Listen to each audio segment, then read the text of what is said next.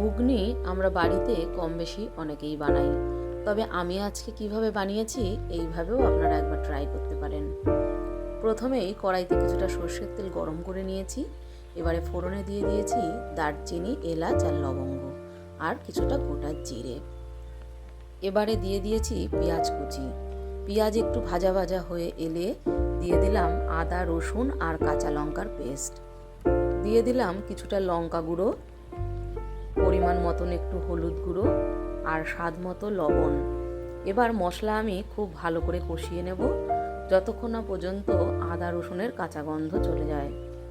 এইভাবে খুব ভালো করে আস্তে আস্তে আমি কষিয়ে নিচ্ছি। মশলার তেল ছাড়া পর্যন্ত আমি কষিয়ে নেব।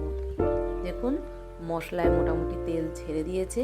এখন আমি দিয়ে দিলাম টমেটো বাটা। টমেটো বাটা দিয়েও খুব ভালো করে আমি নাড়াচাড়া করে নেব। টমেটোর একটা কাঁচা গন্ধ আছে, টমেটোর কাঁচা গন্ধ যাওয়া পর্যন্ত আমি মশলা কষিয়ে নেব।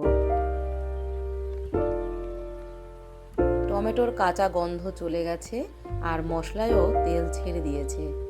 এখন আমি দিয়ে দেব সিদ্ধ করে নেওয়া গোটা মটর আর আলু। মটর ডাল আর আলু আমি একসাথে সিদ্ধ করে রেখেছিলাম সামান্য একটু লবণ দিয়ে। এমনভাবে আপনারা সিদ্ধ করবেন যাতে মটরটা গলেও না যায়, এদিকে আবার একটু গোটা গোটাও থাকে, আবার সিদ্ধও হবে খুব ভালো করে। দিয়ে দিলাম পরিমাণ মতন গরম জল। এবার খুব ভালো করে আমি ফুটিয়ে নেব। খুব ভালো করে ফুটিয়ে নিয়েছি আর জল কিছুটা টেনেও এসেছে। এখন আমি সব শেষে দিয়ে দিলাম গরম মশলা। গরম মশলা দিয়ে ভালো করে আমি মিশিয়ে নিলাম। ব্যাস, আমার ঘুগনি আজকে রেডি হয়ে গেছে। গ্যাস অফ করে নিয়েছি। কেমন লাগলো আমার আজকের এই রেসিপি অবশ্যই জানাবেন।